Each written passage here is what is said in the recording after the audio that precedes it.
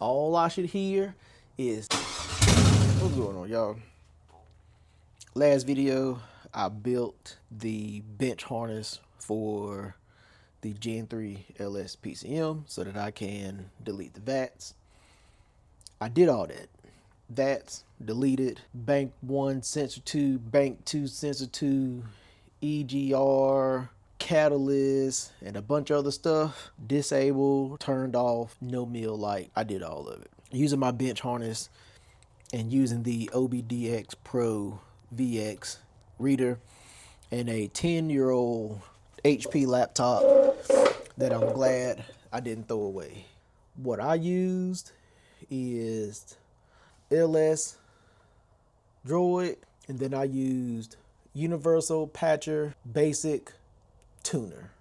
In the files that I have right now, and I will let y'all know what video I used, is no point of me making a video that's going to be the exact same video that I watched to do mine that I can just link in the description, right? So it's no point of me recreating a video that's already there. I'm just going to give you my experience, my first time doing it, first time building a bench harness, first time doing any of this. Using LS Droid, I created a stock file. So that is a stock bin file, and I just named the stock file 2002 Yukon 5.3 4L60E drive-by-wire 2-wheel drive. So from that stock file, I did a VIN swap file. So the VIN swap file, I took the VIN number off that was from the 2002 Yukon, and I put the VIN on there that is on my Caprice. I did it through LS Droid. They got a module in there to replace the VIN number. So I didn't need to do it, but it'd be cool that if somebody ever plugs into it, they're gonna see that the VIN number for this LS swap matches the Caprice VIN number. I understand you can do it in HP tuners and all that stuff, but I literally did it for free in LS Droid, and it took like 20 seconds to write it, or whatever the case may be. All right.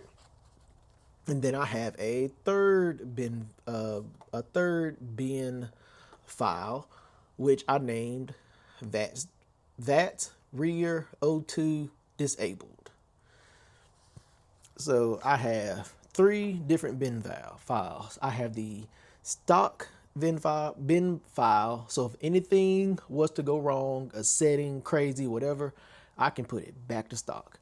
Then I have the stock VIN swap file, which is the stock PCM file with a replaced VIN number. And then I took the VIN swap file, put it into Tuner Pro, and then deleted the rear O2 sensors, the catalyst, EGR, and all that stuff, and disabled the VATs.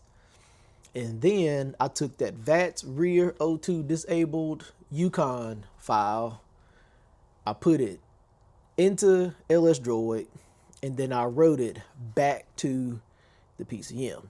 So now this should have VATs deleted, the rear O2 sensor should be deleted, the EGR should be deleted, the catalyst should be deleted.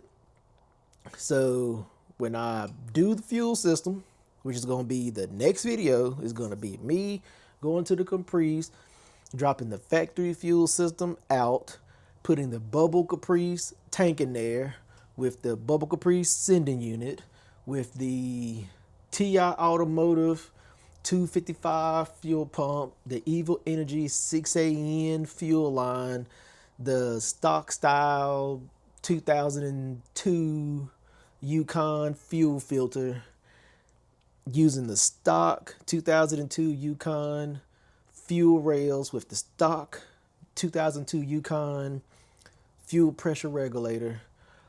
Once I get all that ran and all that hooked up, I should be able to hook up my PCM. I should be able to turn on the Caprice key. I should hear the fuel pump prime. The fuel pump prime should stop. And then when I turn that key, all I should hear is open header 5.3 goodness. And hopefully next video, that's what we're gonna hear. That's why we are here. We are here to hear 5.3 LS swap in an 81 Caprice goodness.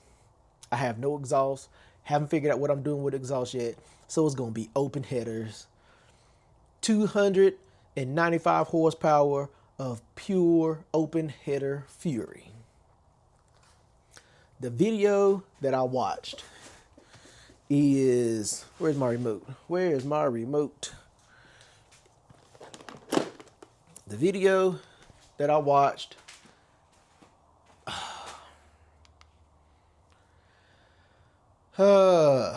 is by Max Boneyard Buildz. It is called ODBX LS Swap Free VATs Removal Tutorial Update in the description. I will have a link to this video in the description below.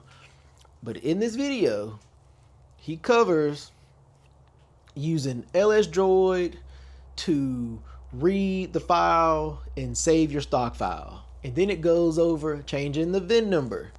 And you're going to use that same process from the first time to change the VIN number and then save the file. And then he goes into using Tuner Pro, selecting the VIN swap file, and going through and deleting the VATs, and then going through all of the O2 sensor stuff. The only thing he missed in O2 sensor stuff is you need to delete all bank 2 stuff. So side 1, bank 2, side 2, bank 2. You want to keep the bank 1 stuff because that's where your AFRs is going to come from. But all the bank 2 stuff, the EGR stuff, the catalyst stuff, you want to hit 3 so that it doesn't read, and uncheck the box or don't give you a check engine light. Outside of that, this is the video you want to watch. This is what I watched. I watched him when he did it, and I did it on the laptop over there, and I should be good to go. So like I said, again, there's no point in me remaking this video when this is the perfect video for you to watch. Out of all the videos that I watched, Max Boneyard Buildz was the one that helped me the most. So I will have a link in the description to this video here. I will have a link in the description to the ODBX Pro VX, which will sadly will not be an affiliate link. And then I will have a link in the video. I'll have a link in the description below to the video of me putting together my Gen 3 LS bench harness. So that's all I got. Next video, fuel system. Fuel leak check, hitting the key, you better run. Like everything you do, think, build, enjoy. Ooh, I'm ashy. Peace.